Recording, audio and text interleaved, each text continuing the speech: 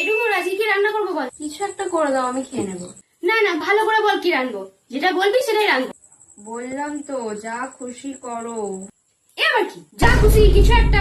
এগুলো খাবারের নাম? ঠিক ঠিক বল কি খাবি, না তো খেতে গিয়ে আবার নাক সিট করবি। তাহলে তুমি ফ্রাইড রাইস বা পোলাও করো। বাবা বাবা কি সুন্দর!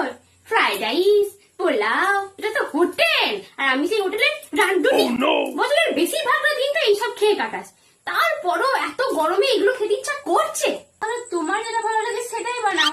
আমার ভালো লাগা খারাপ লাগা বলে কিছু নেই, আমাকে যা দিবি আমি তাই খাবো। আমার অত বিচার নেই তোদের মতো। মাছ করলে তুই খাবি না, সবজি বা মাংস করলে তোর ভাই খাবে না, ডিম করলে তোর বাবা খাবে না, তাহলে আমি রান্নাটা কি করবো বল দেখি? বলে তুমি থাক, তোকে আর ভাবতে হবে না। আমি বরং আম দিয়ে ডাল, উচ্ছে আলুর তরকারি আর একটু আমি চাটনি করে দেবো, খাবি, দেখবি পেট মন শরীর সব ঠান্ডা হয়ে যাবে। তুমি তো ঠিক তোমার ইচ্ছা মতোই বানাবে, তাহলে আমাকে কেন জিজ্ঞাসা করো? আমার ইচ্ছে মতো নয়, যা খেলে তোদের ভালো হয় আমি সেটাই রাখবো।